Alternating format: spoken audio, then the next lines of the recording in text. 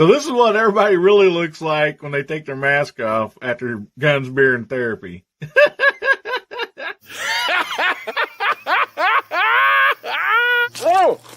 Oh my goodness. Try to take a shower here, guys. Come on, get out of here. Close your eyes.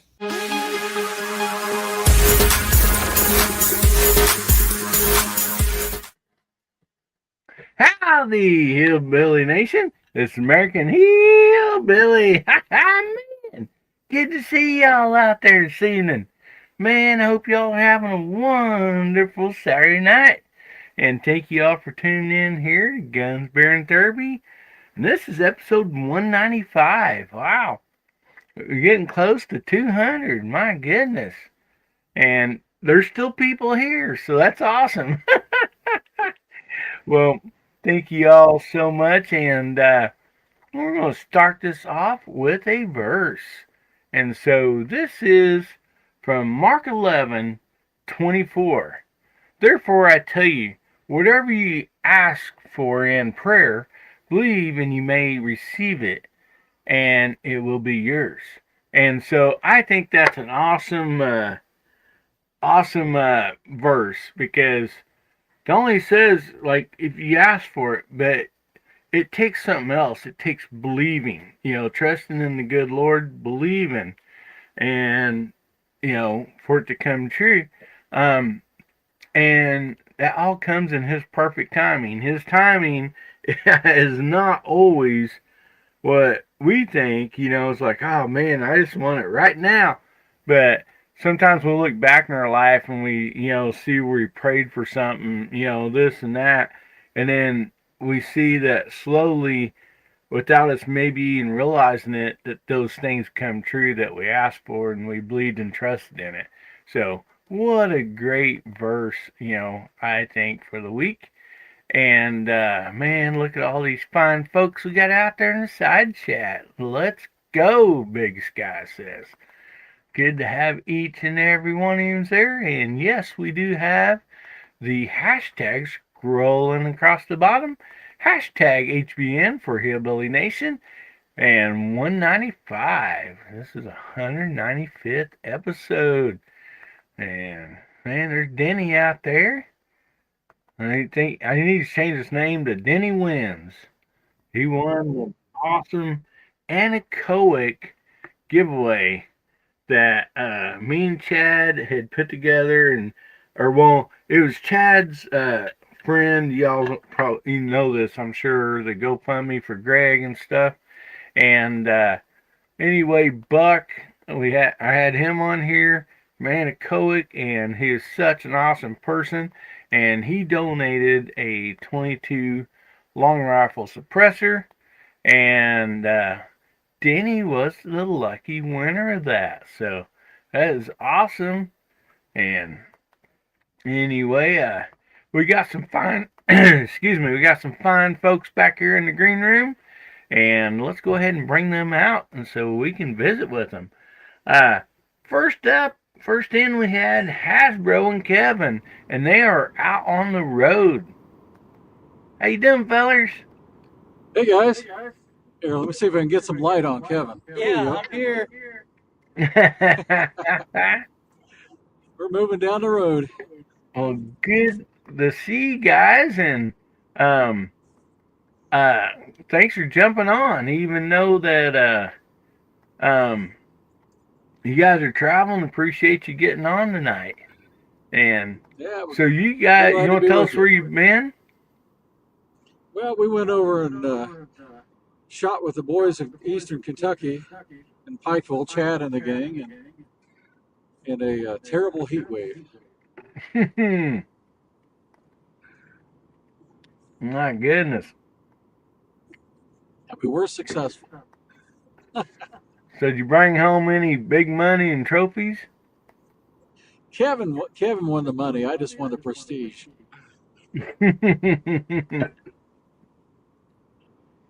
No, he won in modified, and I won in factory. All right. So good Chad deal. Won in unlimited. There's a lot of tough competition there, no doubt. It's pretty good.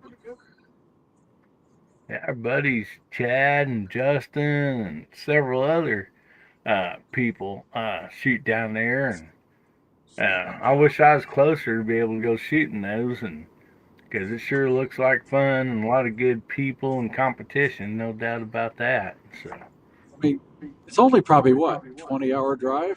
Get with it.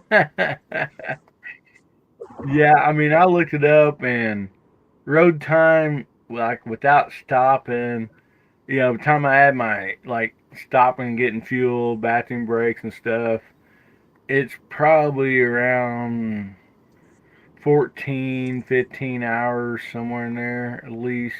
See, if you stopped at my place, then we drive the last 4.5.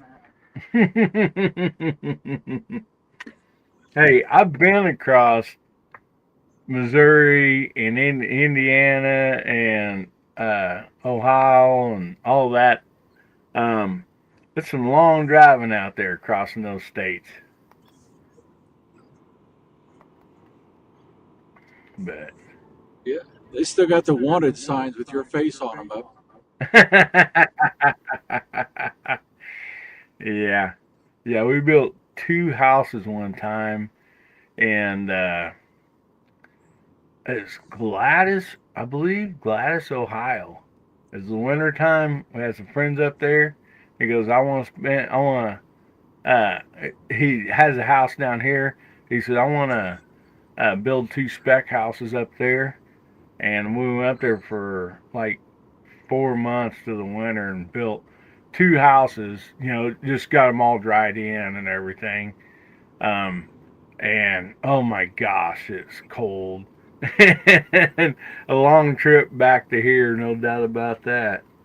And we only come back once out of the 4 months we was out there because it was such a long trip, man.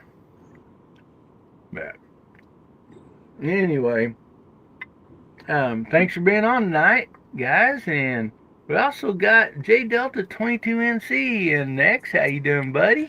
Doing good. Good to see you and Hasbro and the side chat. Thank you for inviting me tonight.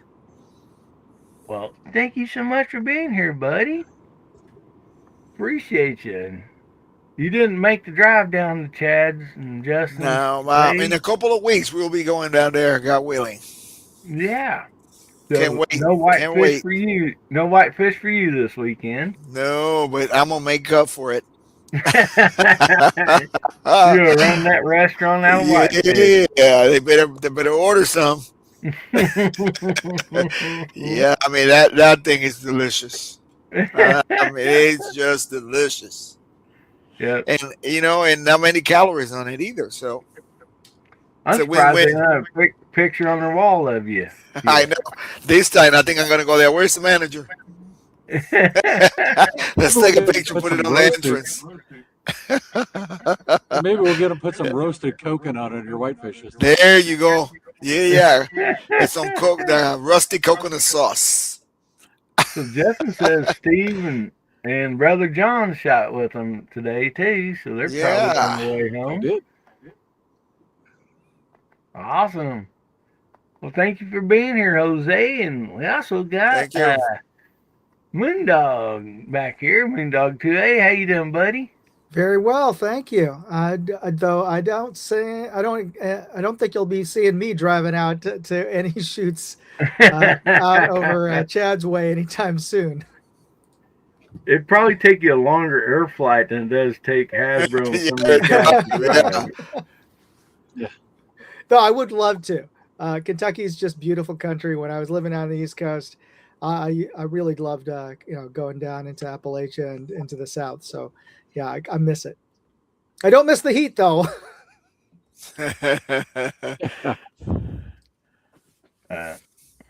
Yeah.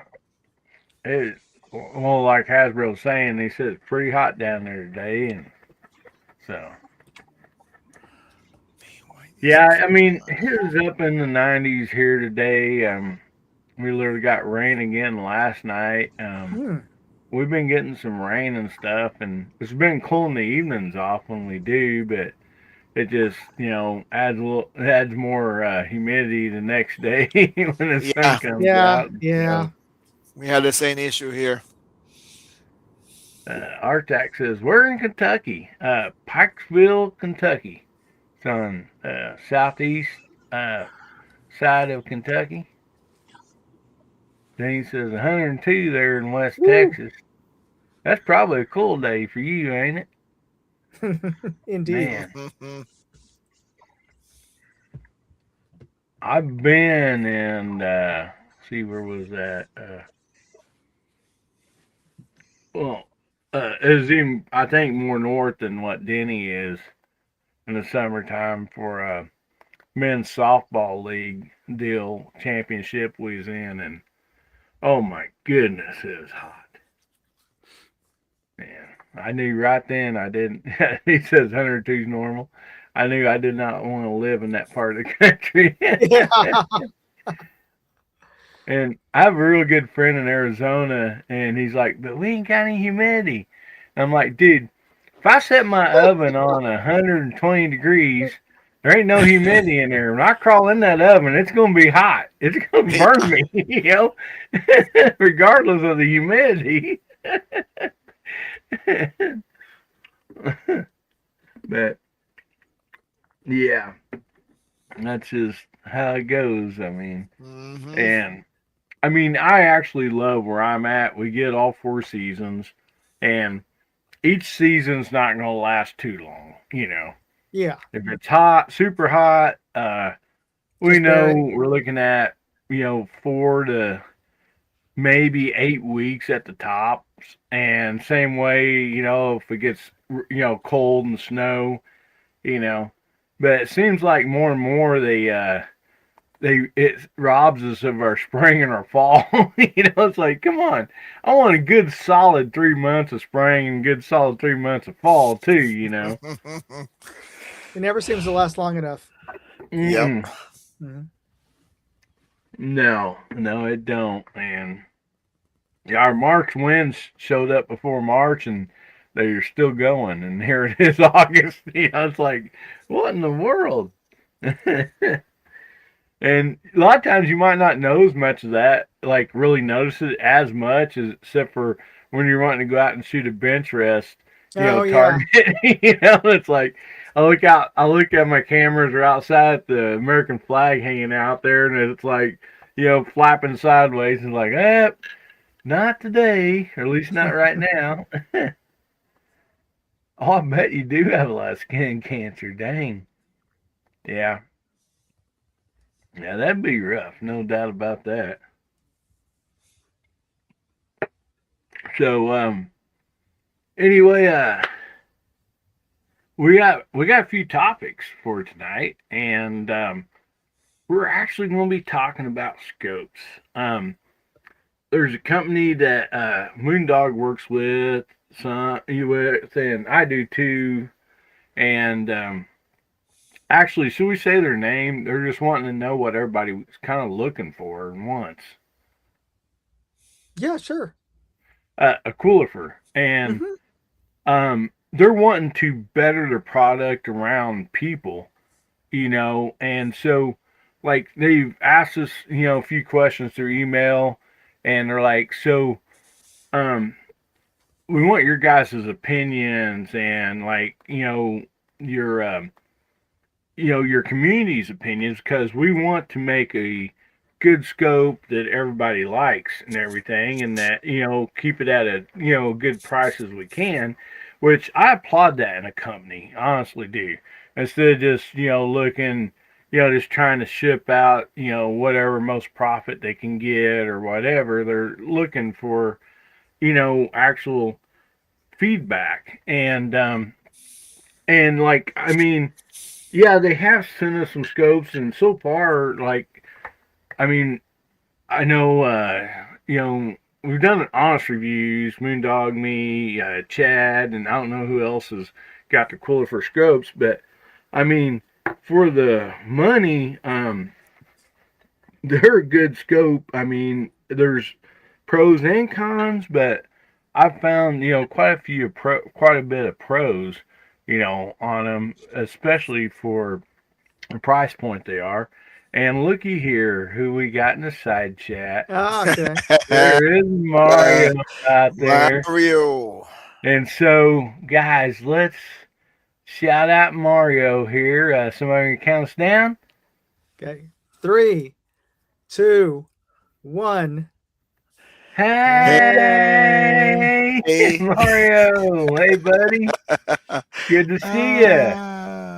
He is also, he calls himself the West Coast Weirdo. Oh, man. Yeah, Such a Mario, great definitely reach guy. out to me if you're ever in the Bay Area. Yeah. Yeah, Denny there says it exactly. For me, I want to bang for a buck on a 22 rifle scope, and yeah, and I mean they're making different verifications of scopes, 3x9s, trying to cover hunting, longer Yeah, range, got the precision shooting. LPVO. Yeah, LPVL. So they're trying to be very versatile and stuff, and so I thought. We should try to get a little feedback, and just so we can feed it back to them, and help maybe them build something that we all can afford and that we will like. And so um, I'm gonna start off with a particular question, and then we'll go more to a general question about scopes. But for this first one, I'm going to put in this banner right here. When it comes to the scope, do you prefer MOA or MIL? And I think there's like different answers and different preferences for different reasons. And so, also in the side chat, we definitely want to hear your comments. And so, Jose, we'll just start down with you and we'll go around the panel here Okay. and give us your thoughts about that. So I have both. Um, I prefer meal because of the adjustment, point tenth of an Now, inch. say what you're using it on too. Right. Yeah. So So, when I'm shooting these targets, I'd rather have a meal because it's easier. Not for the numbers, for easier per click because every click is 1/10 of an inch. Of course, 3.6 inches at 100 yards, which is 10 clicks. Okay. So, but then I have some there. They are MOA as well. Because when I started, all I had was MOA, and that's what I learned. Um, I like MOA because it's easy for the math, right? 4 quarters equals one. 4/4, 4 clicks. so, mm-hmm. so usually it's a preference, but then um, I guess we'll talk about, we're talking about MOA or meal. Then we talk about, I don't want to get ahead. Then we talk about first and second focal plane. So I have Yeah, both. we'll cover all that later, Later like on. on the Yeah. general So I question. got, But I got both. I prefer meal because it's easier for me. 1/10, 1/10, 1/10. As far as adjustment, not as far as math, because math will be, 1/4, 1/4, 1/4, right?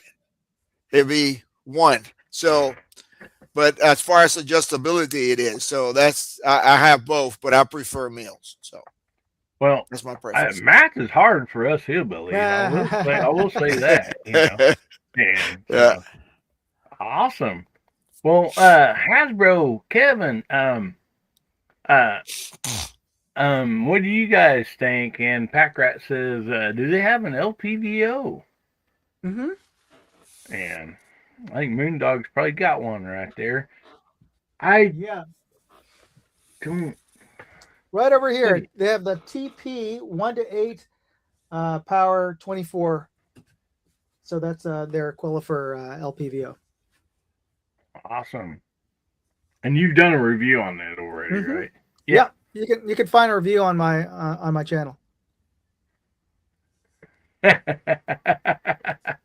Then he says, math is hard for you, Billy, especially in the cold when you got to take out your shoes in the snow. You bet you, buddy. So Hasbro, how about you and Kevin? MOA or MIL? Sorry, I was just jumping off Kevin.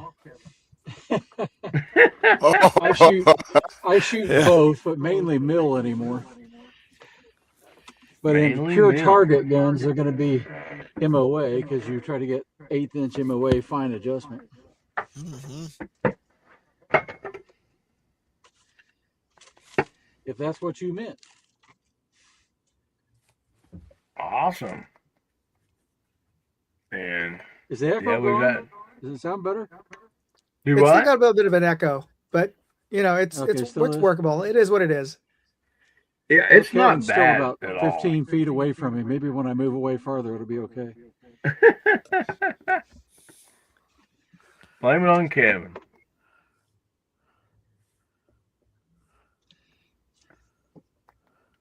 So, how about you, Moondog? Oh, okay. Yeah. So, um, I agree with both of you guys. I was used to MOA originally, Mhm. and I haven't done. I've done very little real long range shooting, but the one time I got to do it over in Sacramento at Sac Valley. The mill actually was easier in my head to do the math for the calculations. But I agree, I 100% agree with Hasbro's statement is that since I do mostly 100-yard bench rest, I like the finer adjustments of the MOA when I'm making fine adjustments on the zero Mhm. on my impacts. Also, I just find that the reticle choices for MOA are a little bit better overall. I mean, every scope brand's a little bit different on their reticles, but for whatever reason, I the whenever I just look at the diagrams when I'm just browsing through Amazon or whatever whoever's website um, on their selection of reticles, my immediately will say, oh, that's a cool reticle, and I'll click on it, and it turns out to be the MOA version. So MOA. Mhm. I don't know why that is. Hmm.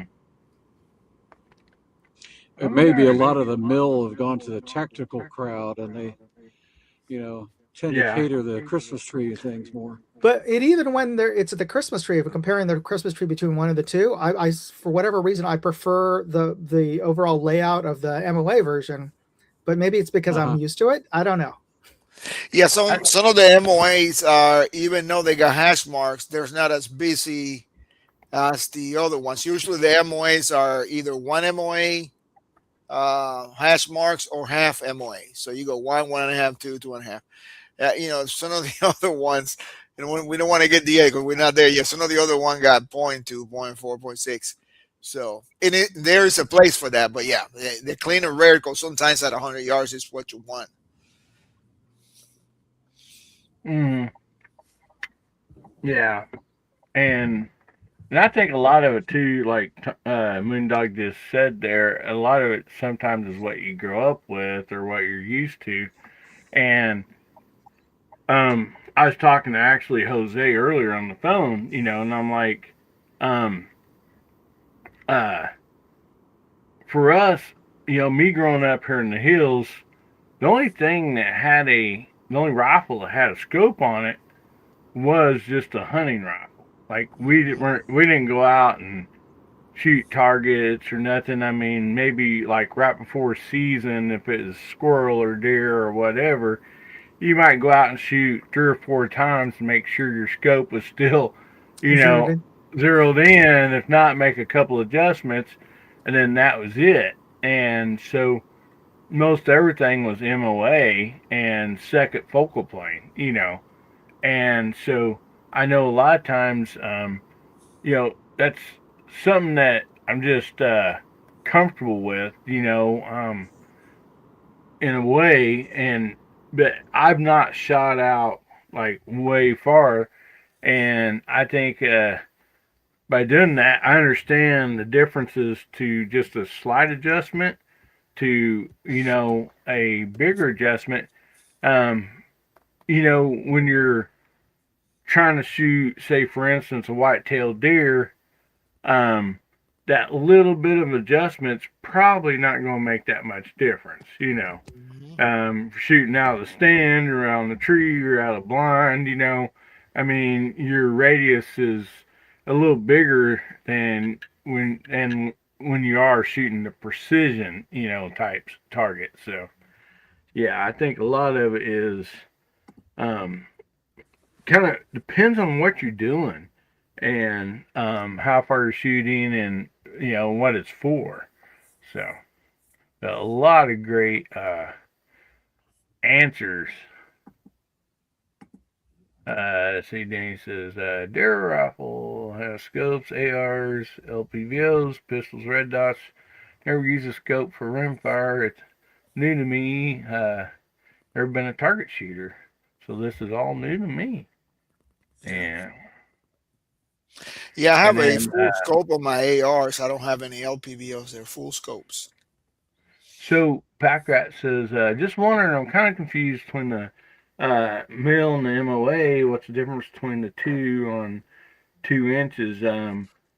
Moondog or any of you guys want to take this? Well, I think Judge Alto mentioned it there. The mill is a measurement is if you divide an inch by 1,000th, you get mils. Whereas MOA is a measure of sort of an angle. If you look at your barrel and you look at if you do like a 360 on a circle, it's a minute of angle. So it's measured by the distance to your target, and ultimately don't worry about that too much. Don't get stuck in the weeds about this. Yeah. So for the average shooter, honestly, it doesn't make a difference. The only time it gets into you need to make a difference is when you're trying to calculate and doing like PRS, competition shooting, where you need to make quick adjustments for your point of impact and the target. Then you do your calculations. That's the only time you really need to worry about it. Hasbro kind of mentioned this, is that the way that most scopes are manufactured, the MOA version has slightly finer adjustments on the clicks as far as your turrets. And as Jose had mentioned, when you're looking at the reticle, in general, and it's not across the board every scope, but in general, the cleaner lines, the less busy lines are in the MOA. I mean, on the mill side rather than the MOA side. So, okay, there. Gizmo Car actually had a good. Yeah, it's actually 1.04 inches per click, but that's at 100 yards. So that means at 50 yards is half of that. Half that, yeah. So it end up being 1/8. Yep. And what that means is, technically, if you were to move at 100-yard distance, technically you were to move that scope 4 clicks in any direction, left, right, up, and down, it will give you 1.04 inches. It's what it is, but it's easier to round up to 1 inch. So, and the mill is the same thing, taking the circle and divided in 3600ths, and then each one of those is 10th. So, and it depends. Like, if you shoot it at 100-yard in, it really doesn't matter. When it comes, it does matter, but it's not as important. When it really matters when you're shooting long distance, where you have to calculate, at that distance, how much you have to raise your scope and, whole elevation. That's when it comes handy to know, because the farther you go, so 4 clicks at 100 yards is 1 inch, 1.04 inch. But at 200 yards, it doubles. Then now 1 click is a quarter at 100, but 1 click at 200 yards is half an inch. So that means every time you move that reticle 1 click, you just went ½ inch. If you move her 4 clicks, you just went 2 inches. Yeah, because you're farther out there. You're farther out, so yeah. That's like when Jamie and them go to dead zero. In order to shoot 1,000 yards, I believe you got to start out at 200 and work your way up. So you're constantly doing the dope and figuring out the calculations. So a mill would probably come in way handier in those calculations, maybe than an MOA. Yeah, because you're dealing with tens. Yeah, it's a little easier. Right.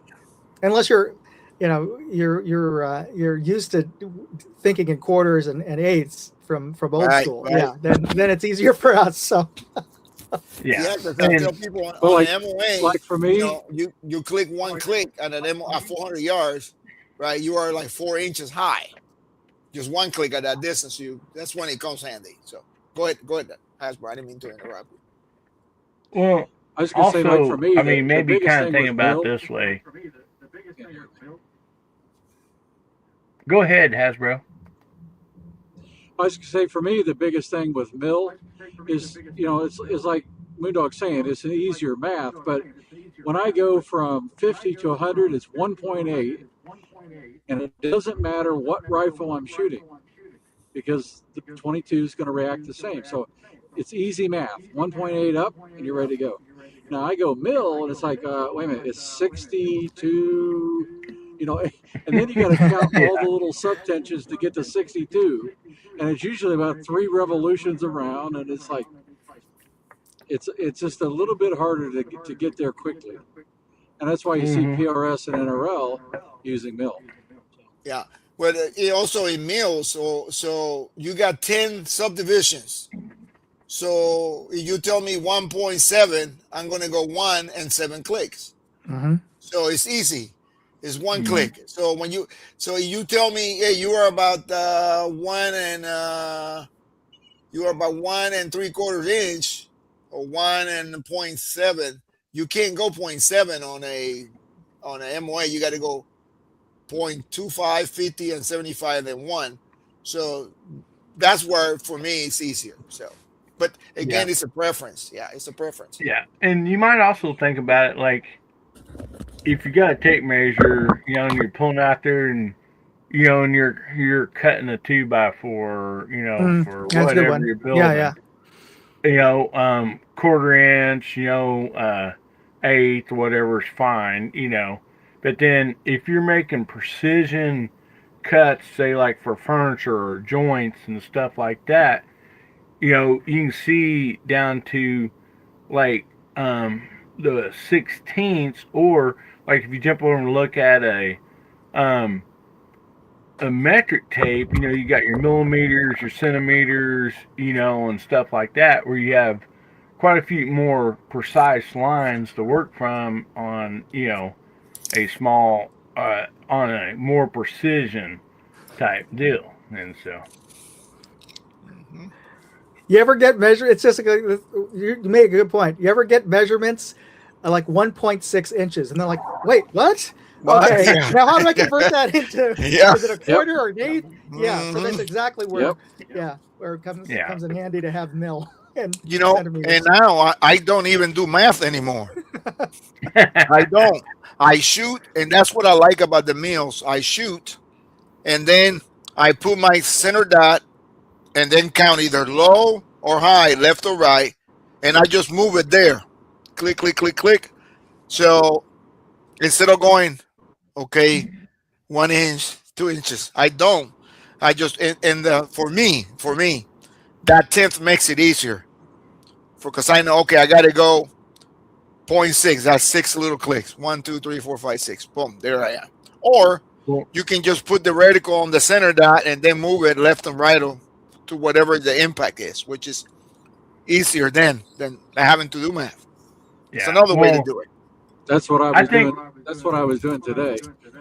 Hmm. I Now think that's I'll have easy to to do at 200 yards and in. Probably past that 200 yards, it's going to be hard if you don't see the impact. So that's yeah. when you have to do the calculation. So I think I'm gonna rename this episode "Math is Hard," yeah.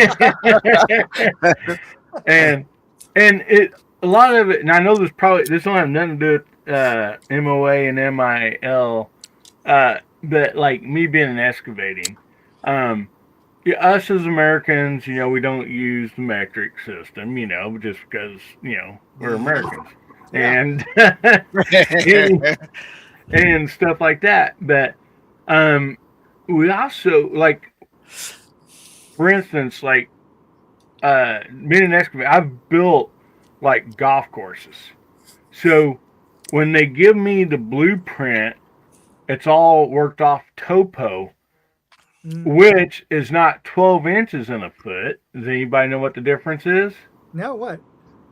10 inches. 10 numbers in a foot, not 12 on Who your decided elevation. that? But the math is Yeah. easier. So you got 100 yards and you call for a 10% grade, it's super easy to figure out. Yeah. But Right. if you pull a tape measure, you better have a tenths tape measure. Right. Otherwise each foot is in 12th, which does not line up with the topological. Is that right? Topological Yeah, that's math, correct. and elevations. And so, yeah, when you look at your lake levels and all that, see, that's all in tenths and not twelfths, of a foot. And so it's a little confusing, but once you figure it out, it's super easy. And same way, like you see somebody shooting grade, they got the what we call a storyteller, the stick out there. We always call it the dumb part of the shooting grade. And but like you pick one up, you better look at it and make sure there's 12 numbers on it and not 10. When you like if you're just shooting grade for anything, because it will remap different, and that's how I kind of figure, between it and the tape measure is kind of how I figure the difference between MOA and MIL. It depends to me on what you're wanting to accomplish, And Right. Gizmo says inch scales come in tenths of an inch and a hundredths of an inch. Yeah. Yeah. So then he says, lasers and computers do the math. That kind of stuff nowadays. The blade is operated by electronics instead of levers in your hand. Very different. Yes, Yeah. That's why they I, got these scopes now. They cheat. The scopes now measure for you. Yeah. Yeah, like what this right on? I think it is on berries. How the scope mm, now it can measure for you up to 500 yards and tell you where to aim. Say hold here. You put the information there, it'll tell you. It'll move and say hold here, and you put the rifle whether it's to the left, right, and pretty much you're gonna be on it. But they only done it to 500 yards. Beyond that, you're on your own because they doesn't do anything else beyond that. So, uh, yep. awesome. And before we move on to more scope stuff, I want to put the banner back up there for just a minute. If you want to get in tonight's giveaway, it is the winner will receive a skinny gold knife tonight. That's what we're giving away right now. And the hashtag is hashtag HBN195. And so you can get those in, typing in the side chat, and get entered in that giveaway. And so now we're going to go to a little bit more broader information scopes for the panel and the side chat. And I just kind of put this on here. What are you looking for in a scope? And I think for different reasons, we need to explain why that reason is like Jose shooting 50 and 100 yard or whoever, rest of you guys, a precision shooting might totally be different what he's looking for in a scope for that than somebody that's just out hunting whitetail bucks or or whatever the case might be, or hunting squirrels or something like that. And so let's go ahead and Moondog, we'll start with you this time, and we'll go around. Well, it's different scopes for different applications or use cases. As you're mentioning, if you're going to be wanting to do a lot of whitetail hunting, and woods hunting, especially, and then are you hunting in western versus the rest of the country? Because out west Yeah. here you could be out in the desert. There's like lots of flat area, and there's not much brush and a lot of contrast.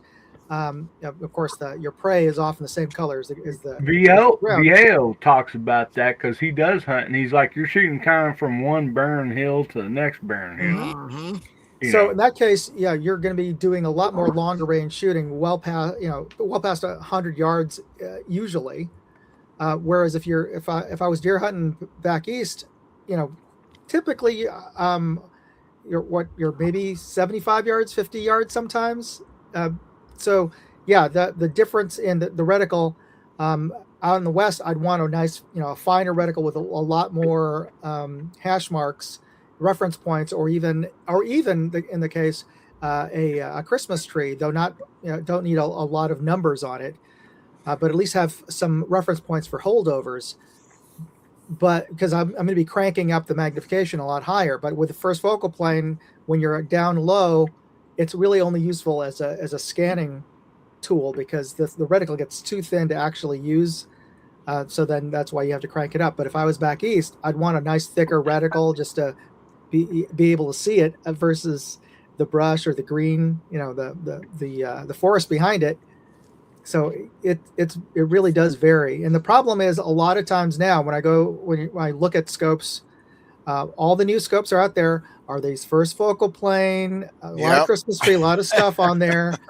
And oftentimes when you turn the illumination on, everything is lit up, which is great if you're shooting competition at dusk. But when you're trying to aim at your target and everything's lit up, that's not really that useful.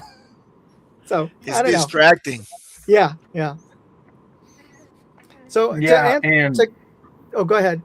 I would just say, yeah, and then also explain to your side of like bench rest shooting, like at your club and stuff. Also, Oh yeah, bench rest is a whole nother application because you don't need all that extra stuff. You just want a nice thin reticle with maybe as thin as possible that you could still see it, and I'm often just either at or almost at maximum magnification all the time.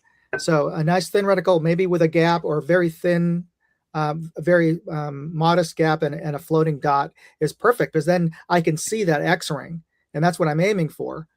And the other thing, so we're getting back to your question, Hillbilly.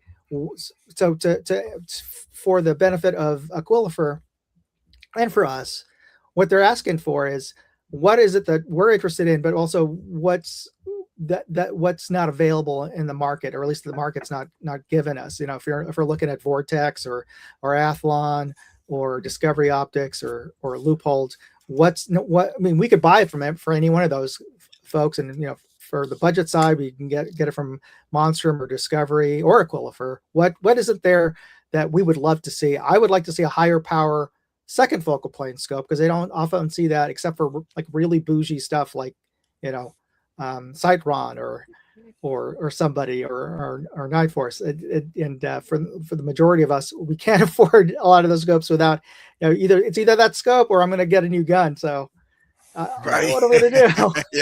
Yeah. Yeah, I like to see more bench rest. You don't have that many bench rest scopes. Like you said, Citron is one, Night Force. Of course, you got the Marches of the world, but those are, you know, what's the world there? Obscenely pricely. So Man, yeah, I like to I wish you guys could see have more heard of those. I wish you guys could have heard Moondog's discussion from my end. It sounded like Minnie Mouse, not Mickey. It was definitely Minnie You should have hit screen record the whole time.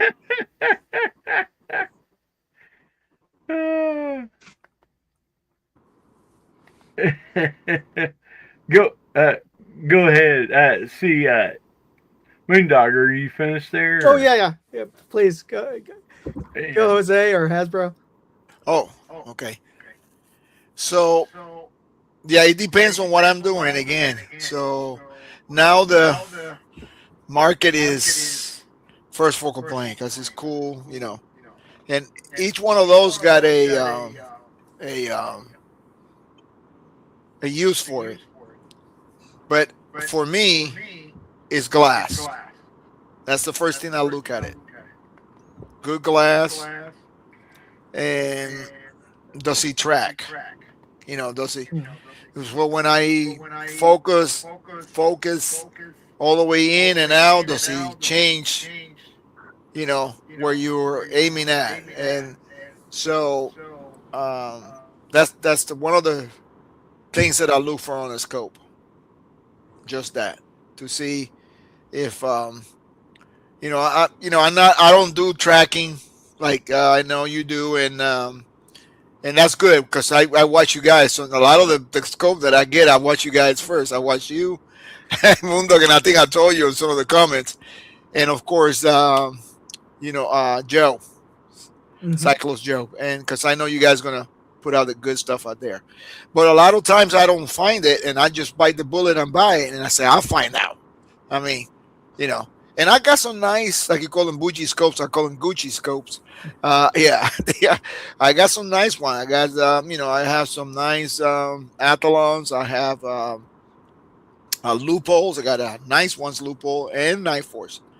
But that's what I look for. And but you got some scopes coming up like the DNT and all that, which I have one of those. They're pretty decent for the money. I mean, you can't. I mean, like the Aquilifers, I seen that the one that Chad did and everything. The glass looks pretty good. So when you're shooting at 50 and 100 yards, you're not gonna be able to tell much. Once you pass that, is where you can see. Sometimes we were shooting at 800 yards and we were wasting ammo, and we were not hitting. Well, the scope was not correct at that distance. So everything at 800 yards, you're talking about 6 to 8 inches difference, right? So when we did a track test, it was this far out, Oh, 100 yards from the target, so we were missing the target all the time. So, and this is a big play. It's like a 12-inch plate out there at 800 yards. But that's when you pay the price for the premium scopes. But if you don't compete at that distance, and you depend on that, and I mean, a lot of guys make their living competing, so really you don't have to spend that much money on a scope. I like the glass because my eyes are not as good as they used to be. So the better the glass, and when you get higher in there, you're gonna have to pay for the price. But it makes a difference when you look through that scope. So Yeah, and that's something we've not touched on tonight, is the glass and the size of the tube, which we'll go back around and talk about the glass and size of the tube also. So how about you, Hasbro? What are you looking for in a scope? I'm kind of with you guys. It's like I need glass. There's a bad echo. Glass of a certain quality. I don't have anything more than a Viper PST. If you know what I mean on quality there, it's good, but not a March or whatever, But I can shoot and I compete and win even with bad glass. What it really does is it strains your eyes after a period of time. right, And the older I get, the less I want to be strained. That's true. So with Jose, it has to track accurately. The glass has to be decent enough, and then you have to have a reticle that's kind of like not annoying. And a lot of them are just annoying. Yeah. It's like they put everything and the kitchen sink on. yeah. And they're just way too busy. And that's most usually a sign of a new scope company starting out, is their reticle's very busy. Yep. And Denny brought up a wonderful point that just bugs the tar out of each and every scope shooter out there, is eye relief. I mean, that is as important as glass. I mean, I'd rather have good eye relief and good glass than give me MOA, millimeter, MIL, whatever on the adjustments. Like, and Hasbro was saying, like, you get eye strain, and not so much me, but a lot of these guys when they go shoot these competitions, they're shooting for hours. Mm. And I know for me, just doing a, you know, well, what takes me 20 minutes to do a 10-minute video. But when I look up, like my eyes are blurry, and like, Mhm. I'm starting to Hmm. get a headache, sometimes. And so, Yeah, well, you get some good scopes that got a tight eye relief, but the premium scopes you're going to get both, and that's what makes the difference. So, I mean, once in a while you get a scope at a good price that give you, both worlds, good eye relief. Like in my experience, some of the vortices that I got, they got way a lot of eye relief. I mean, sometimes you have to put the scope forward because you gotta get behind the scope to see it. So, and then you got some that got, anything that I got that is three, I guess, inches or less is hard for me to see. Yeah, let's put that chicken there trying to get the right eye relief. It's hard. Yeah. yeah. Yeah, that's the eye relief thing is the reason why I gave up on prism scopes for the Hmm. most part. So Gizmo asked Moondog a question here because Moondog might be the only one that shot a 4K scope before. Yeah, and And they didn't let you keep that either, did they? no, otherwise you wouldn't see it here. You'd probably see it on my rifle, but Yeah. no, they I'd be to, wearing that thing around like a trophy. yeah. I just keep it around my neck, with a gold Yeah, chain. like a necklace. There you go.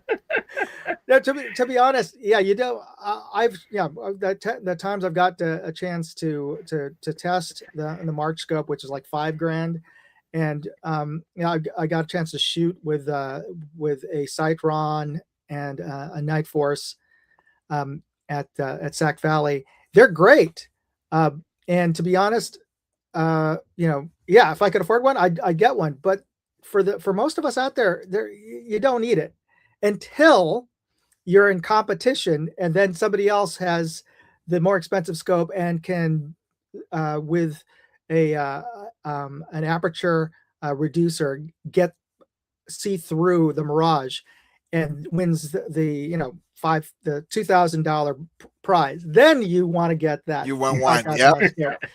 But for the rest of us, Absolutely. most of the time, there's really no reason why you'd need a Yeah. scope that costs that much. No. Yeah. Yeah, you don't, 100 yards and even 200 yards, a decent halfway scope is good. I mean, I don't mean a halfway scope. I mean a halfway decent scope, like in the Yeah. not too expensive. That's what I mean. Yeah. Well, If you go on a once in a lifetime trip to, to Alaska or somewhere where, you're dropping a couple of grand you to draw the bag. bighorn ram Yeah. ticket that's very hard to get, and yeah, you want to go out there with the best you can possibly have. Yeah. So that's the time you want to go buy your Loophole Mark V or whatever. Then yeah, that's worth it. But most of the time I'm happy. I'm perfectly happy. And I've gotten, first and second place at my range with a Discovery Optics $250 scope. So I'm Yeah. happy with that. Kent brings up a great point here too. He's saying, tell the difference between my Night Force and to my Vortex. But hunting, I have a 4x12 by 44. I hunt mule deer at several hundred yards just fine. So there is a big difference between hunting and the precision shooting a lot of times too, And so Bama Dad says, quality of color, clarity, and far edges of your viewfinder. Right down the middle doesn't make much difference to me. I'm happy to keep the 5K. And um, yeah, and I've been known. I mean, this is terrible to say, but I've been known to chunk a scope out in the woods uh, that had terrible eye relief or like really cloudy glass. I mean, it's just like you can't see good. It's a strain on you. You're getting a headache. I mean, and I mean, like especially there's so if you're bench rest shooting, this I want to say this real quick. If you're bench rest shooting, you're setting up, you're adjusting the height on your chair, you're adjusting your bags, you're adjusting everything so your scope is there, and so you get it comfortable. When you lean up, you got that eye relief just right. You know, if it's even a tight eye relief or whatever, you adjust that, your cheek rise or whatever it might be. Now, if you're out in the woods and you don't have all that setup, you might be shooting from maybe a tripod, you might be freehand in there or whatever, and that eye relief is very important that there's some forgiveness there, because you cannot take your time, to get just perfectly comfortable and steady to where that eye relief, that scope comes in at full vision. And so, I do not like a scope that has a very tight eye box on it. I just do not. And I'd rather shoot a 3x12 that had great eye relief and clear glass than I would a 6x40 or whatever, that even costs more money, personally. And especially the clear glass. I was going to say that's a hunting thing because a lot of the shots are taken at dusk or dawn, but like Hasbro, Jose, a lot of you guys bench rest shooting. There's a lot of times, the match might go late into the evening or whatever, and so that clarity, to that glass, really makes a difference between low light and bright light, out there in the sun also. And TJ, hey buddy. And we'll go ahead and continue to talk about scopes. I want to let's shout out this side chat. Just type scopes in the side chat, and we'll have Moondog or Jose shout you out there. Helping Man says the problem is equipped in multiple rifles, 10 rifles with 4K scopes, 40K 10 rifles, 250 scope, 2K, big difference. Yes, and yeah, that is a it can really hurt the pocketbook. No doubt about that. That's when you need to get that quick release mount so you can take that thing. Yeah, no doubt about that. Yeah, and all of my scopes are 4K. I'm kidding. Just because you write 4K on the outside of them with a marker don't mean that. Oh, that don't count. That don't count. Yeah, all my scopes are only 1080p, so I don't know. So we lost Hasbro. Hopefully he'll jump back in here. But one of you fellas want to shout out all these fine folks out there on the side chat? Do you want to do that? I got an echo on my. Yeah, I got a little bit of echo on my mic. I don't know why. Okay. Yeah. All right. Okay. Moondog? I'll go ahead and do it. Okay. So let me just scroll back here. We got J Delta, of course, is on the side chat. Myself as well. We have Helping Man. We have Kent. We got Plinking Around. Bama Dad. Alaska One Andy. We got Denny's. Denny's wins is going to be our Denny wins. Denny wins. We got Pack Rat Attic, TJ Fishing Down Under, M Gabriel. We got Miss Pack Rat. We got Gizmo, Dale Pogue, Ron 2A Matters, Artec Daughters, Dwayne, and we got Salty Dog, And we got Mike Williams, Ozzy Osbourne, and I think that's we got Boomstick and Big Sky. And I think we're Did caught you up miss now. Did I miss somebody? Dale? I think you may have skipped Dale Pogue. I don't know. I'm sorry, Dale. If I thought I got you, but I will. Maybe you did. Yeah, you probably did. Okay, I think I might have skipped clicking on you, but yeah, I was messing you up. I was clicking on stuff, so sorry about that. No worries. Thank you for doing that because I totally forgot to click. But man, what a great bunch of people we got out there. And I was telling Jose earlier today when we were talking, I was wanting to share this story, and I'm glad I remembered it. So it's, I don't know, quite a few years ago, I was hunting with my wife's grandfather, and he was like in his 80s, and he had this land lease, for hunting, and anyway, him and then at the time my wife's younger brother, he was probably, I don't know, 14, around that age, and then his cousin was about the same age, and then my wife's grandfather had another friend of his that was like in his 80s or whatever, and so around here, where I live, it's hard to find a field. Most usually, if somebody has a good wide holler down the bottom, they'll clear it out and like have some cows or whatever in there. And so having a lot of distance is, something you don't come by a whole lot.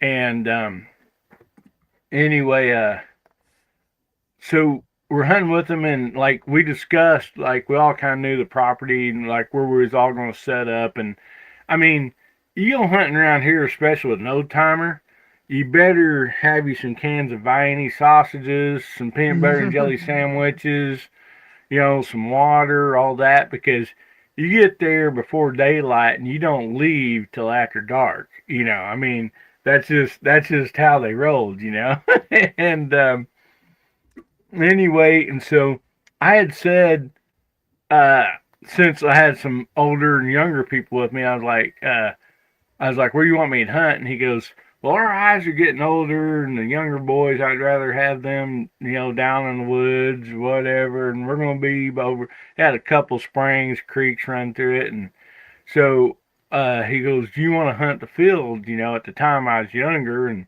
I'm like, yeah, I'll whatever you want me. So I took a bolt action, 30-06 with a, high powered scope on it.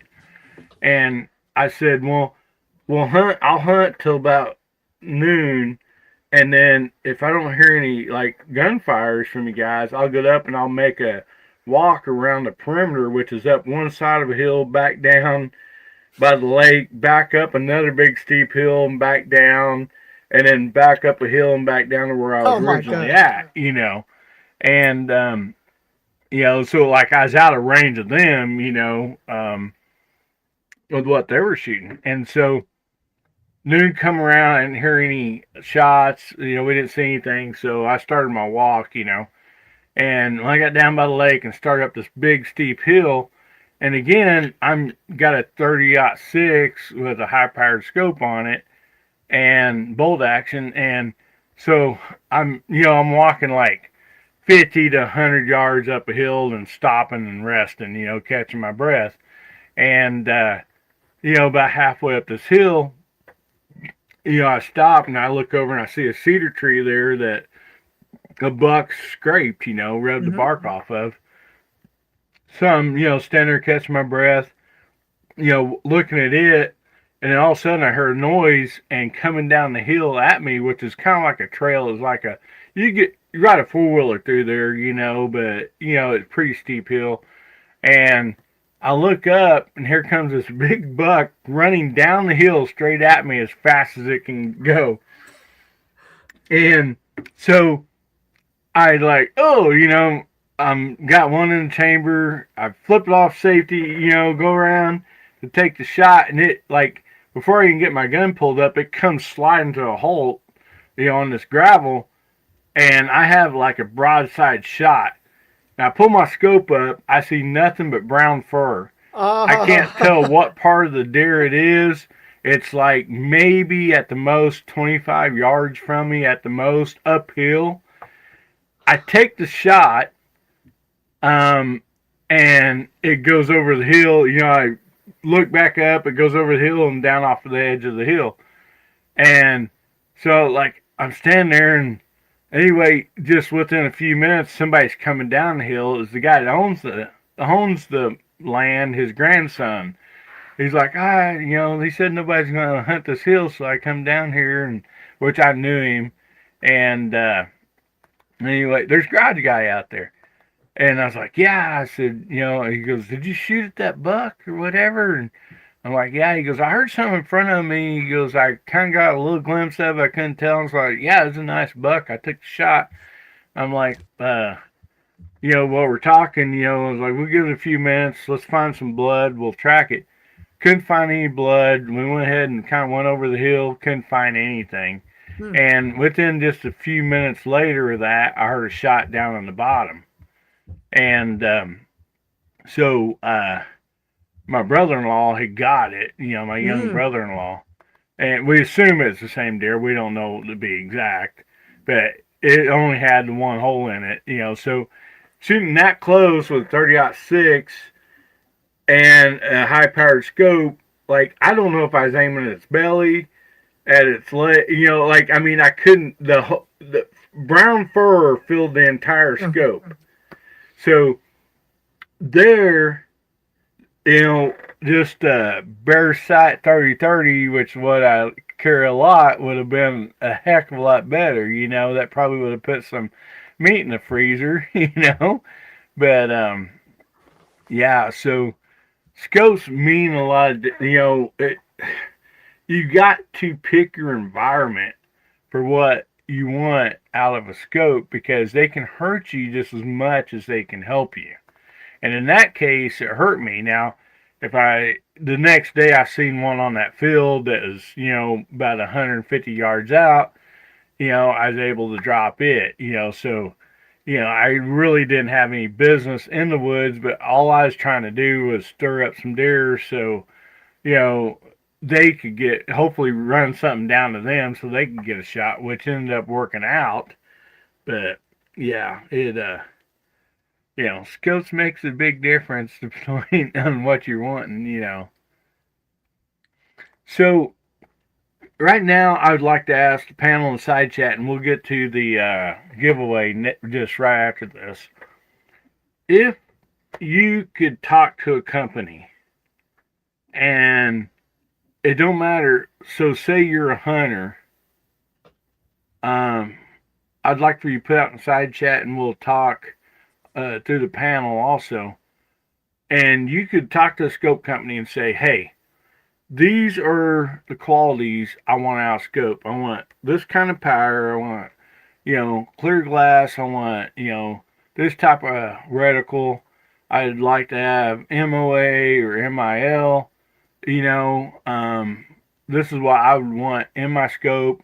And like, what would be, if you could get all those things, what would be a fair price point for you? And please don't put any dollar signs.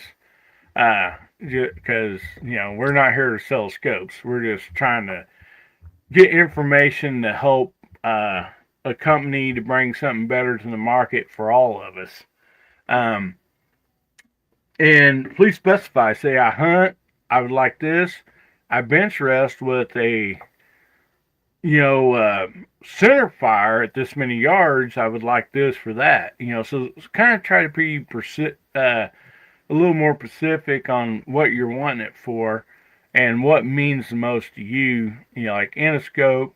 And if you get a good quality scope, and like, what would, for that for everything you wanted, what is the price point that would be a breaking point for you? Okay, I would do this, but I wouldn't, that's it, And so kind of give the higher part of that price point, at least so we can get some ideas, and hopefully this company will provide some of this stuff for us, And so anyway, Jose, we'll start with you real quick, and uh, you're talking to a scope company. They're you own the scope company or whatever. I don't even know if you own it or not because you'd want like 4K for their scope then. But no, Right. you're I wanting own one. to Yeah. purchase a No, I'm kidding. scope. Um, what and you could like put coconut CO on the side of that scope. You're like, okay, for this type of situation, bench rest. This is the reticle. This is everything I want on this scope. What would it be? Yeah.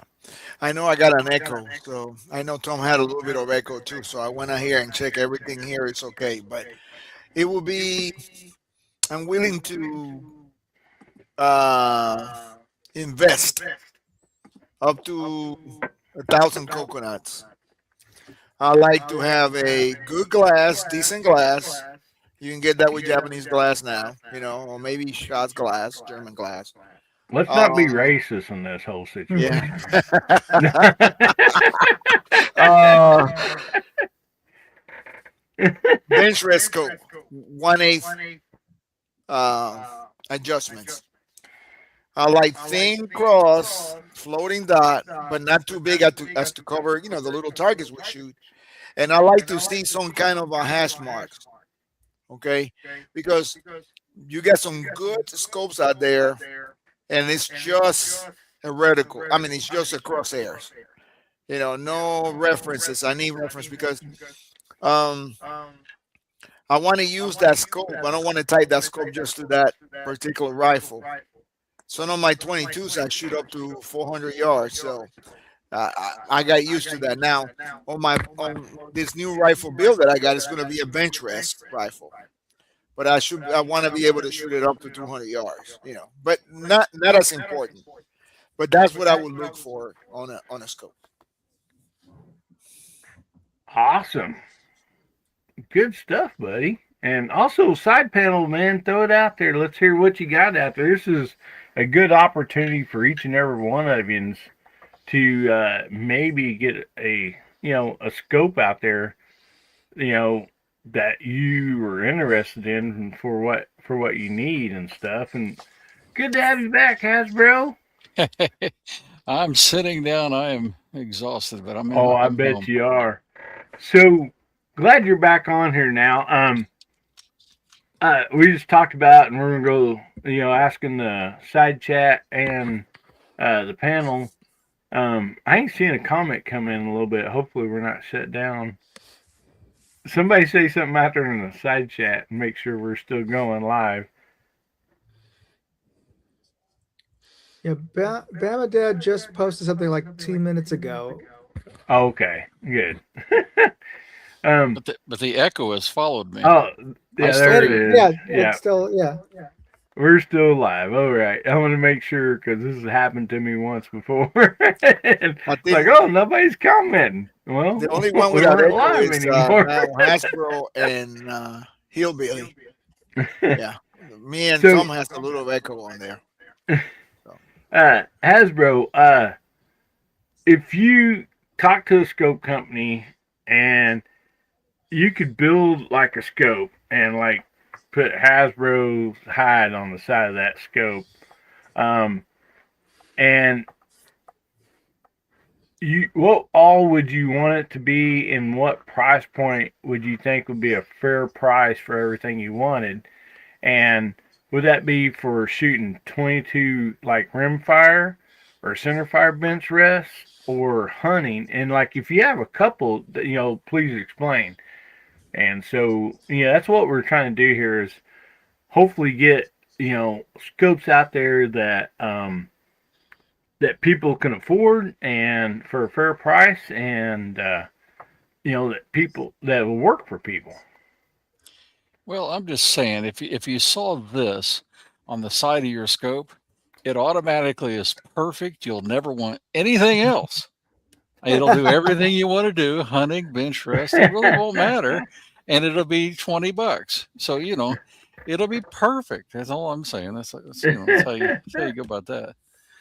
Now, for me, I would want if I have my ultimate scope, it needs to be reasonably lightweight, not the lightest. I'm not so concerned about that. I can carry the weight, but it needs to have a wide enough field of view. So if I said, okay, if I want a perfect scope, I want one that can do bench rest and hunting. I don't want to be limited. So 4 to 35, 40, something like that would be good.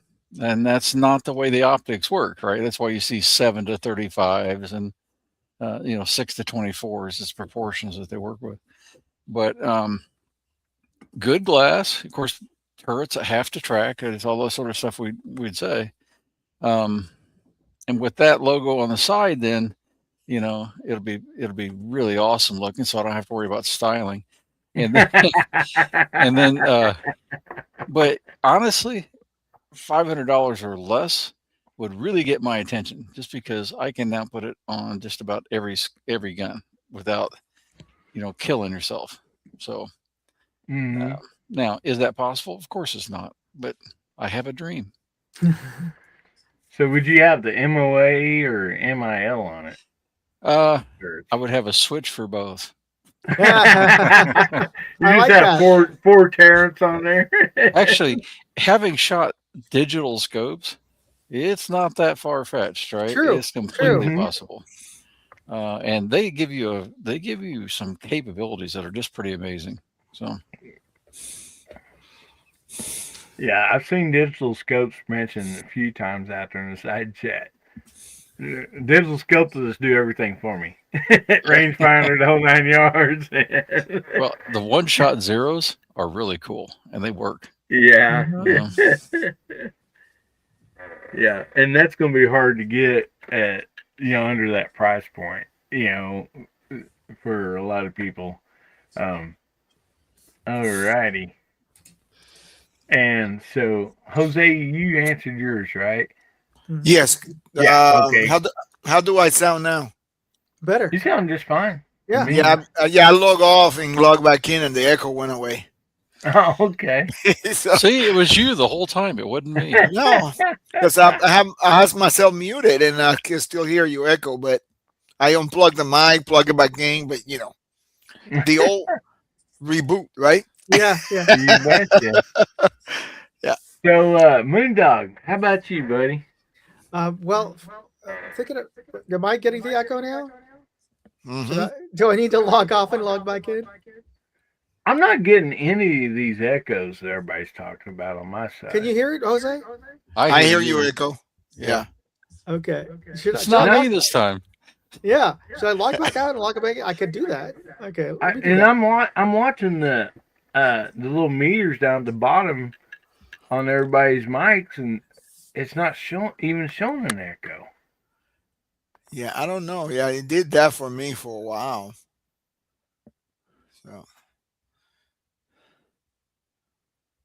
sometimes if you don't have enough hard drive space, because this thing just goes into your hard drive and puts it in memory, it does that. So Okay, so I don't know if this is any better. Okay, Denny says he was Perfect. hearing an echo. Sounds good. But now I'm echoing. yeah, My goodness. we had the same issue the other day. Every time somebody got in, Oh, somebody that's got weird. kicked out. Yeah. Okay, I'll drop out, come back in, we'll see if it's Hillbilly. Okay, yeah, could be. Yeah. This is what we calling this. What is that? What is that game that the kids play? So Bama Dad said you fixed it, no echo now. Denny says you fixed it. And then Okay, Denny says that's now Hasbro. That's where, yeah, he had it. Yeah. Now Okay, one of there us is- going to start there is one echoing back now. on. Yeah. Okay, How's yeah, that? so No echo. Nope. yeah. Okay, now Right. I'm echoing again. Yeah, let me You're see. echoing. Oh, you gotta be kidding. Moondog's echoing. Am I echoing? No. Nope. Just Nope. Moondog. So it's Just the keep going. Just so stay it's there. the Just keep second- going. The second to the last one that come in is echoing so far. Echoing, it's starting right. to make it's starting to make a pattern. That Yeah. is strange. Yeah, because Hasbro come back in and Jose started echoing. Echoing. He Yeah. left, come back in, and then Hasbro did, and then Hasbro left, and now you got an echo, I guess. I don't know. Okay. And then he says, "Fix it." Nope, now Moondog. Past the commercial. Bring Oh her on wow. Rosie. There you go. So Yeah. yeah, we ain't got a whole lot of time left. So Okay. All right. sorry, Well, guys. I'm I'll, I'll sorry. say I'll say this one thing about LPVOs, and I to be honest, I didn't like LPVOs when I first saw them because I thought they were strange how they had the front very small. I thought they were kind of silly looking, but after having reviewed so many and actually using them, like, oh, I get it now why people like these. Especially and I got to ask you, Hillbilly, since you do more hunting than I do. I think they actually make really good hunting scopes if the reticle is good, and this is why I don't see often enough good second focal plane LPVOs. And by say good, like as to Jose's point and to Hasbro's point, the glass very clear, flat, where it's not pin cushioning or fish eyeing at the edges, especially at low power. And where the for hunting, I would actually recommend a fiber optic LPVO because in general the reticles are much thicker, so easier to see. And when you got the illumination on, you've basically got a red dot. And so for hunting, you can just keep it low, and they're designed to change magnification very easily with a throw lever. I know throw levers can get stuck on bushes and things like that when you're walking around, but they're easy enough to bring up to higher magnification. So if you do see something out there that you need to bring up, you can easily change it up and get the magnification. But most of the time you can keep it low, and that way you can get your snapshots if you need to. Like in your story there, Hillbilly, if you had that LPVO, you wouldn't be seeing all. Yeah. What I'd like to see in an LPVO is a nice thick circle that illuminates so that you can use it as a dot, but have a tiny little dot in the center so that if I need to take that long distance shot, I'm not totally obscuring my target with the reticle. And I think that could be done for under $150 from looking at some of the stuff that a Quilfer has. It's just really a matter of redesigning that reticle. Yeah, no doubt about that. And I agree with you. And I am also a fan of LPVOs. And LPVO definitely does not need to be busy at all. I mean, I do if my reticle has anything on it, I prefer the KIL box. I mean, that's one that's, a little bit more busy, but it works for that purpose of, what you would use an LPVO on. And I think the most problems with scope companies is the red dots, and green dots for pistols, same way, is, as far as the dots are, you got like a 2 MOA, 3 MOA, 5 MOA, and that just means what size, how big the dot gets. And I've noticed this sometimes with scope companies, they get the crosshairs or whatever too thick. When, like you said, it'd be nice to have that, a lot of people had that precision pinpoint with a dot or a small fine crosshair, but then have the circle around it for a faster accusation, getting on target. And that, for me, goes for an LPVO, which is, I have on a lot of my ARs, and also, a hunting scope. And another thing with illumination, a lot of them are not daylight bright. I mean, as well as I do, Moondog. You watch your videos. There's a lot of there. I mean, I don't know what the cost is or what the reasoning is for not raising up the power of that illumination to where it is daylight bright, because they'll have plenty of adjustments on them. And during daylight, like once you get down to 5 going to 1, like you can't even see it, I mean, any at all, anyhow. But also, as myself, I appreciate the lower light if I got to go out at night and take care of an environment, because you definitely don't want that big bright thing glaring in your face, because you will not see your target. And so I appreciate the adjustments on illumination, and I think that they need to be like a little farther apart than what they are. Make it pretty bright on high, and then pretty dim on low, and just fill in the rest. And have a quick accusation, and then also some type of a pinpoint. For me, that covers LPVOs, and it also covers hunting scopes.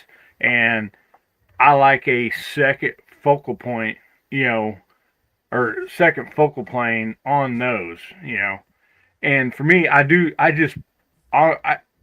think because I was raised with it, I like pretty much a second focal plane on most everything. Now precision shooting, you zoom in, and and you do have a nice crosshair or whatever, and I can see the precision, especially if you're shooting way out, way farther than I'll probably ever hunt at or shoot at, So I appreciate the first focal plane, but on most of the stuff I prefer the second focal plane. And I want a good eye box. I mean, I want to be able to go up there, either like Hasbro's saying, I would like to have a scope I could use for bench rest, precision shooting, and hunting, because all of us know when you get used to a certain scope, you got your zero stop, you know what little tool you need to take, or, if you got to adjust any of that.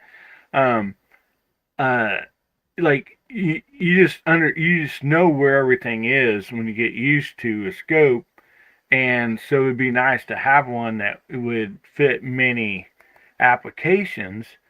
And but a good glass for low light, that's another thing. And I know all these things cost money, that's what I'm talking about. But the more stuff you ask for, probably the more stuff that that the higher the price point's going to get. I would suggest stay away from all that busy reticle stuff. It most of the time it's just, unless I feel like there's a very fine niche for all that busy reticle, Christmas trees, the whole 9 yards. And if you're going to put all that stuff on there, design the scope for those people, those long distance, that needs all those marks on there.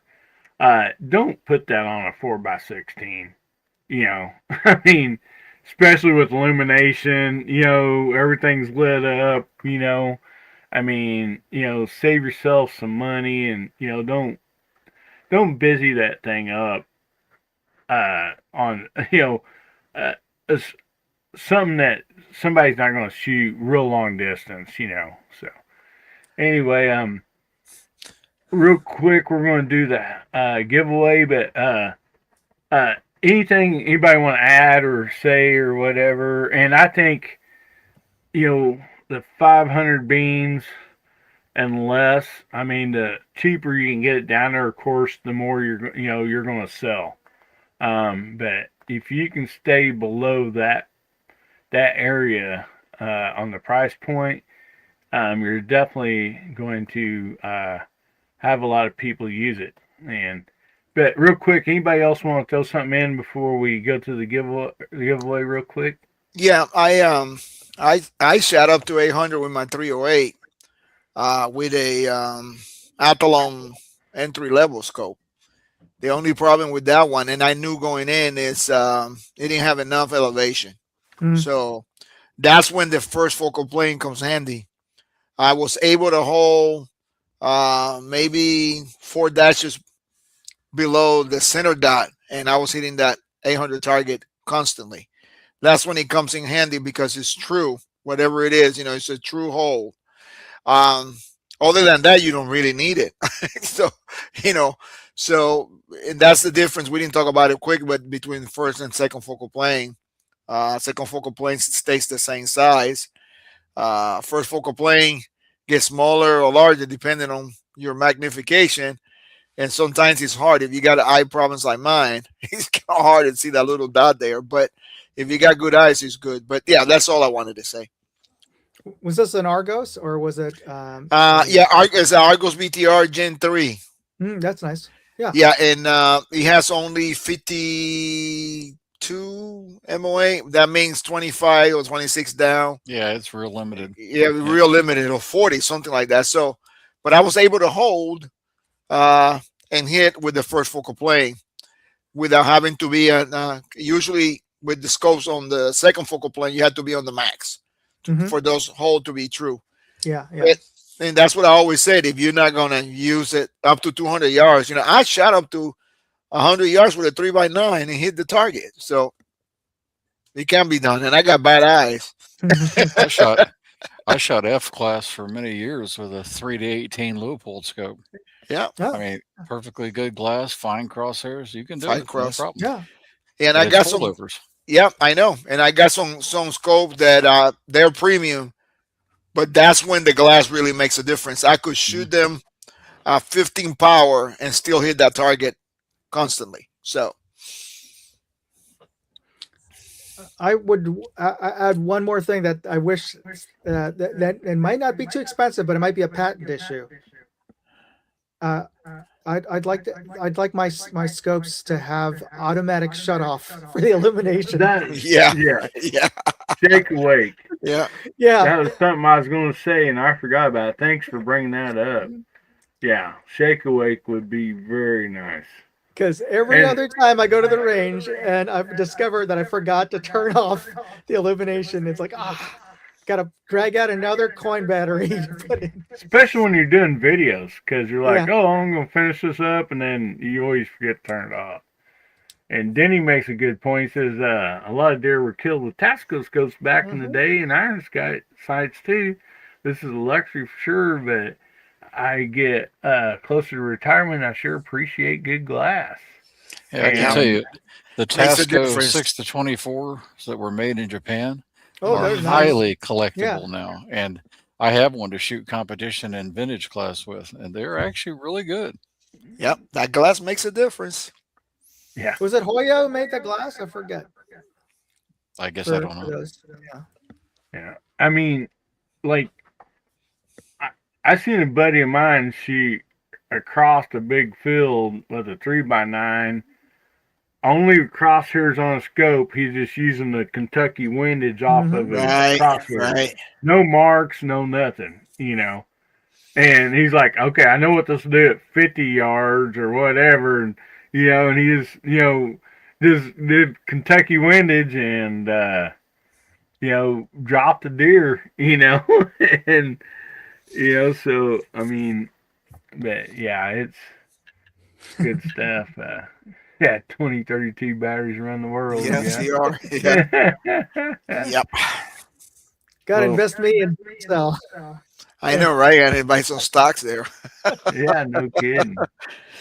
Some scopes have stopped coming in with it because government starts saying, the battery's going to blow up, but they start putting it in the boxes again. So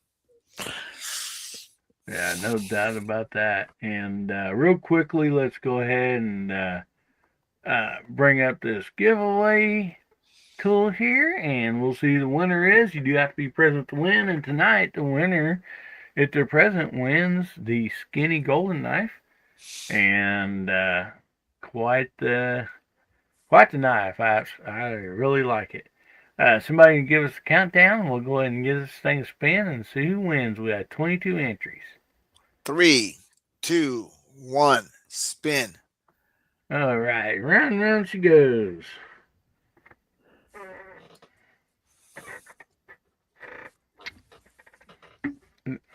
Help man! Congratulations, buddy. There you go, Eric. Yeah, Congratulations, Eric. congratulations. Awesome. So, Help man, you still out there in the side chat, buddy? Say something. We got to confirm that you're still here.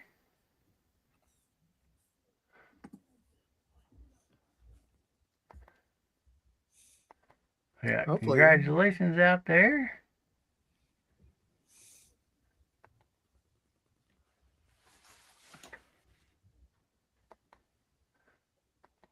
I hadn't seen him yet. Come on, buddy. No.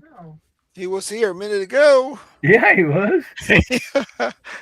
Picked a bad time to go to the bathroom, didn't That's what I was going to say. he?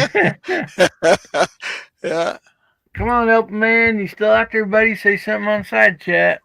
We'll give you just a little bit longer. If not, we're going to spin it again, buddy. Then he says his name's not popping up when I type it in. Yeah. Hmm. You got about 20 seconds left, buddy. Just in case.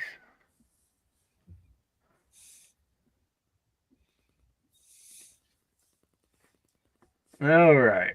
Well, looks like we're going to have to draw again. So, sorry, Helping Man. So, let's give this thing another spin, and we'll see who the winner is.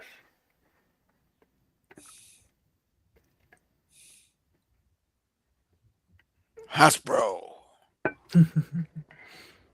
Ron, today matters. Wow, man. Congratulations, Ron. You still out there, buddy? Ron. I ain't seen him comment in a little bit for a little bit. Ron, Hopefully Ron. he's still out there. Run. Hillbilly, you've been running into a lot of trouble giving stuff away. There he Oh, there he I is. know. Yes. There he is. All right, buddy. Congratulations. Congratulations, Ron. TJ says, "Don't send it to me. I'm too pretty for prison." He's out there in Australia. Yeah. So Ron, send me email, and I'm gonna write your name down here, and we'll get that sent out to you, buddy. And I know you got church in the morning too. A lot of us do, but Moondog, you want to tell us what you got coming up, buddy? Absolutely. So I got a chance to review 2 new red dots from O-Site, and just give you guys an early preview. This isn't even officially out yet. This is their SE, nice. but if you can see those little letters there, this is the DPP version. That means that this is made to fit onto Delta Point Pro slide. So if you have a Delta Point Pro loop, cut slide, this will fit directly onto the slide without an adapter. I'm also reviewing an MOS cut slide, and I can't show that to you because then it's on my pistol. But this will mount directly onto, if you have a MOS Glock slide, it'll mount directly onto your slide, and it'll allow you to co-witness with your factory iron sights. And it has a side battery. So for those of you who are concerned, because the O-Sights originally shipped as rechargeable only, this one has a side battery tray. So it has, if I'm remembering correctly, that one has a 120,000 hour battery life. So that's over like 10 what, years. 3 years? No, 10 years. It's over 10 years. 10 years. That's wow. Cool. So yeah. That's coming out tomorrow. So be sure to check my channel out. I'll post the URL in the side chat, but go to Moondog 2A and also take part in the giveaway this month. I had the huge giveaway last week, and Hillbilly actually won one of the prizes. And I this month, did. yeah, and I'm so super excited. Rigged. Well, I will tell you that somebody else won that's true. like a couple times, and what was it, a 32 millimeter? And he's like, I only have 34, and Oh, so yeah. he's like, regift them, and So so yes, so then I spun again, and Hillbilly's name came up. So he got somebody else's prize. So this month I'm giving away 3 prizes in one at the end of the month giveaway, which will be a Vatatu infrared illuminator and infrared laser rifle light, and a Tip 3 EDC keychain flashlight, and a Tech Hunter LPVO. So it's a free contest. You can enter that on my website. I'll post it up on the side chat here.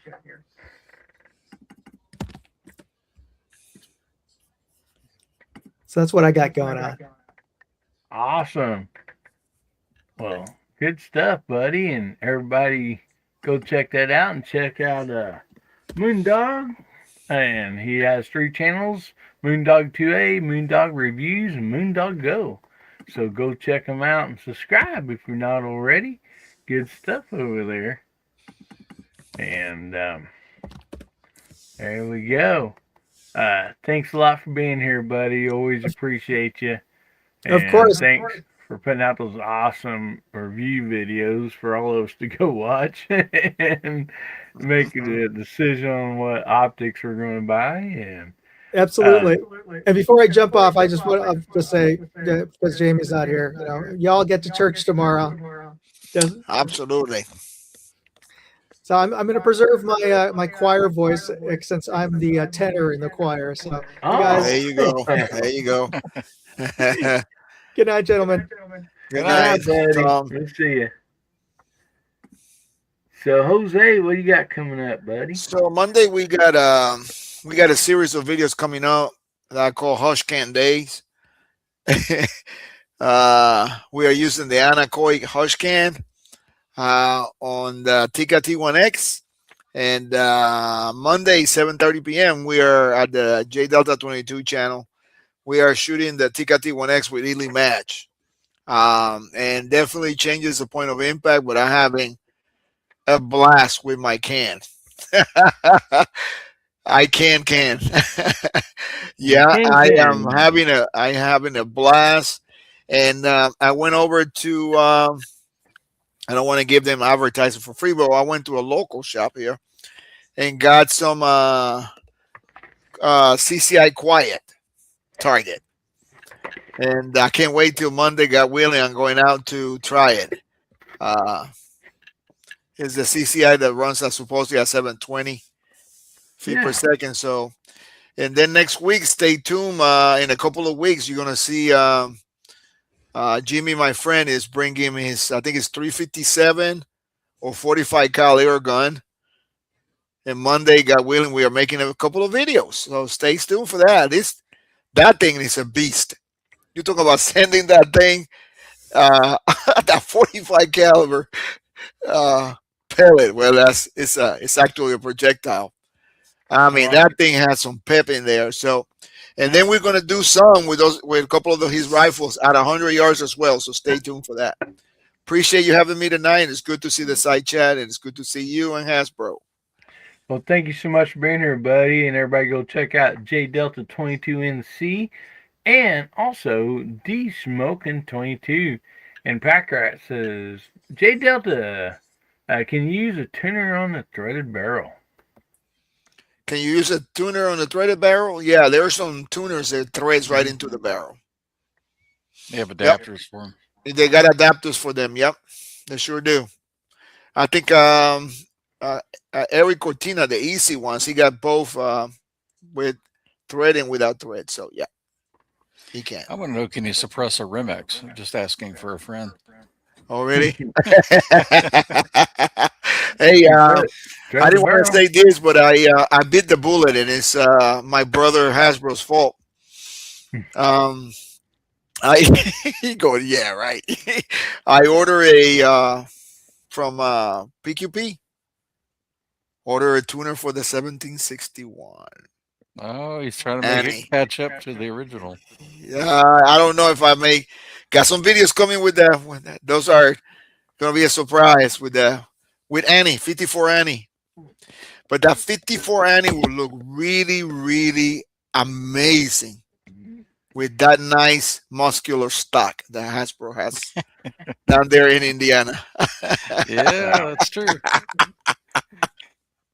Well, using that can, I will tell you, like the slower speed, of course, the like you're gonna get a quieter sound, which Right. even as long as it stays under the subsonic speed, they're pretty quiet in the Oh, they 22 are. Yeah, voice. they are. They are. But they make a Calvary or whatever, 22, and it's just got like a little short lid on it and stuff. And I mean, I don't know the speed on that, but I'd have to go look. But it's pretty slow, and like it almost sounds like you get a squib when you shoot those. Oh, really? Yeah, it's Well, like I was shooting.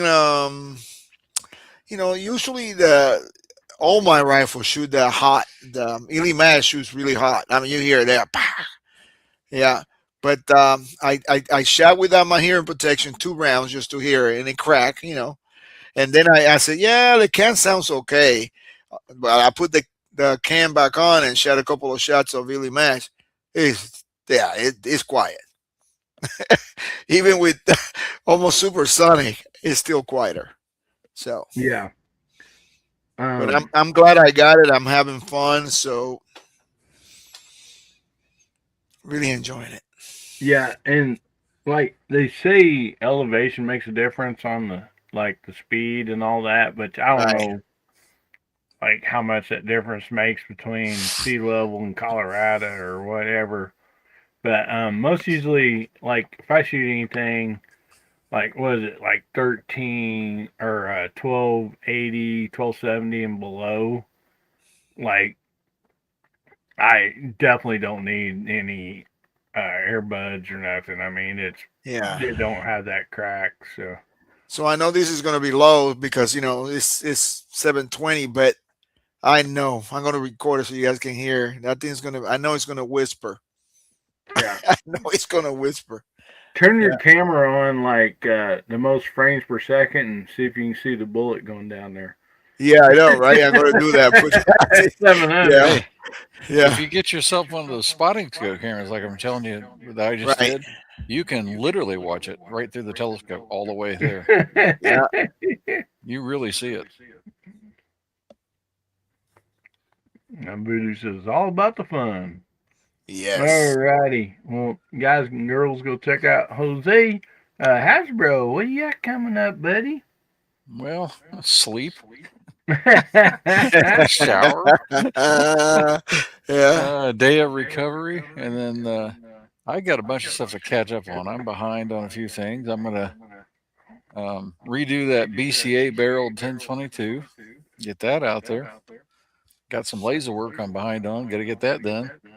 And then um, got a rifle that needs to be tuned, and so I'm gonna do something about that and show some a little bit more advanced tuning, maybe. So, Yeah. I need to call you, Hasbro. Next week. I'll text you.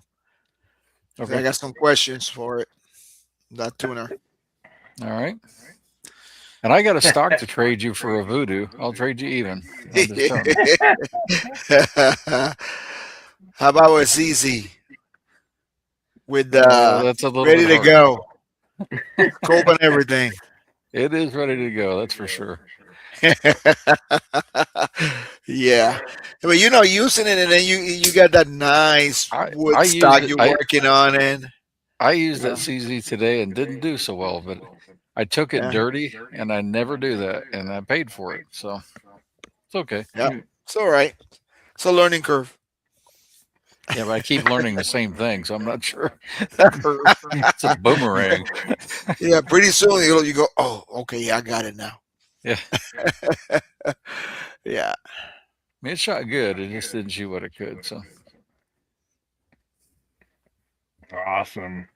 Well, everybody go check out Hasbro or Hasbro's Hide, and they do have him and Jose got a Target. Yes, the Target. Thank you. yeah, I got we the do. Thank BB you. gun one right here. But it BBs. looks similar to this without the Crayola on it. And Yeah. let's Yeah. see, By go the check way, those yeah. out. And, Mm-hmm. when does that end, guys?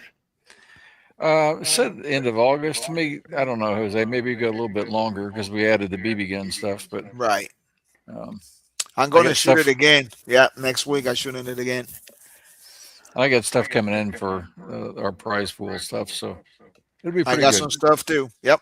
Like Voodoo, CZs, Annie's. All that. We got all giving out kinds a of good full, stuff. That was the part Jose was taking care of. I'm taking yeah, care a of the full ZC smaller things. completely with a axle barrel ready to go. There you go. Yeah, and one break of ammo. I'll give away a free BCA barrel. Yeah. Yeah. We'll put an ammo brick of that. And break of that. Special Yeah, I'll give blending. away Special the blending. BC Go ahead. I'll give away the BCA barrel and a couple boxes of Thunderbolt to go with it. Hey, special made. I got a deal with Lapua in Germany. Special blend of coconut oil in there for the lubrication. Probably rust my barrel. Man, you need to get you some of that because we feed it to our dogs. Yeah. That coconut oil that's like solid, looks like Crisco or whatever. It's good for their skin and it's good for digestive system. Right. You need to get you a jar of that and take it out there and dip your bullet in it. Dip them in, yeah. Do that single feed. I bet you that. Yeah. That bullet be so slick and be cut in the air like nothing. Yeah. Yeah. Oh my goodness. Well, thanks for being here. Both of you guys go check out Hasbro's Hide, and like I said, they got him and Jose's got a fun Target out there. I've not got to get out and shoot. I'm putting a different scope on my BB gun to shoot this one, and the scope's going to probably be worth way more than the BB gun cost. But I got to make sure it'll focus in good enough at that distance at 7 yards first before I mount it on there. You can always go farther than 7 yards, but yeah. Well, I got that 499B fine tuned at 7 yards, so. Yep. Yeah. That does shoot. That one does shoot. I'll have to change BBs, start trying different BBs if I back up. There you go. Yeah. You know how it goes. Yeah. Do you have parallax problems with a BB gun? I don't know. Yeah. Yeah. But anyway, yeah, go check it out and get entered in that. I mean, like I said, a BB gun and a 22. And there's little hieroglyphics. If you want to do them, you can do them at your range. If not, he's got a target that you don't have to do that with. And so, but yeah. And I want to get there. I have the snap, deals. And this, I'm like, okay, it's getting dry. I ain't going to be able to do that. And then we get a couple of rains. I'm like, okay, I can do it. But I was like, man, try and talk to Ames, have her help me out, have her carry stuff out there for me, and then walk 50 yards down there and put up a target and set up a camera. I'm afraid I might get a divorce over that, Yeah. And if I do, I'm just gonna have a live cam running the whole time, so everybody can hear her, just yelling at everything. I can't believe I'm having to do this. Hey, maybe you give probably a couple of dollars. One of the grandkids will say, "I'll do it, Papa, for $2." Yeah, might be a lot of bleeps in that video. Yeah. Yeah. Be bleeps. There's no doubt about that. And I might end up with a black eye and another hurt leg or something. So I'm really elimination round, scary thing. um, but anyway, I do have some products here to review from Savoni. I got the camera and I got the uh, scope, the what do you call it? Not a rifle Spotting scope, scope? but Spotting? spotting scope. Yes, thank Yeah. you. And I gotta get those reviews done. And I have another company that sent me a really cool. It's a light and laser or laser or both that has the mounts to go on like on your AR, so you can mount it, anywhere around your barrel guard on your AR, and so that's really cool. I'll need to get that done, and appreciate those companies doing that. And actually, I still got, I think, at least one scope review to do, and then also another anechoic 45 caliber can that's going on the most awesome pistol ever, 10 millimeter high point. Hey, No. I had the carbine, and I regret exchanging hands. Yeah, I traded in at a a FFL for, I think it was a 22 or something. So I regret it now. Dude. Yeah, you don't Yeah, get rid of high points, man. and I had it all it was pimped out. Had some red knives, little trinkets and Oh everything. yeah. Good carbine. But one good thing about this JXP 10 is the pistol is so heavy and so ugly that you may never even have to use it as far as firing it against an intruder or home invader. Yeah. Like, you just show it to them, they're going to see how ugly it is. But like, it's basically like a boat anchor. So like, I would not want to get hit with one of those, because it would definitely knock you out. Just the pistol. Tell them that's a real laser gun from the future. Yeah, and you can single handle fire a 10 millimeter and not get hardly any recoil out of this, as long as you can hold the gun up that long. Steady. From the weight. Yeah. But anyway, we're going to be testing that 45 caliber on it. I absolutely love 10 millimeter. I mean, that's my favorite. I'm wanting a 10 millimeter lever action so bad. Yeah. With a threaded barrel, and hopefully that'll come in sometime in the future. But anyway, we got those videos that'll be coming up as soon as possible, and I want to shout out all the VIPs for this channel. Every time somebody wins, a skinny knife or whatever on this channel, if it's that or the monthly giveaway, the VIPs are making your day better, because all that money that goes to the all that money, the money, all of it. Guys, I'm trying to do a spill here, man. Them silly dogs.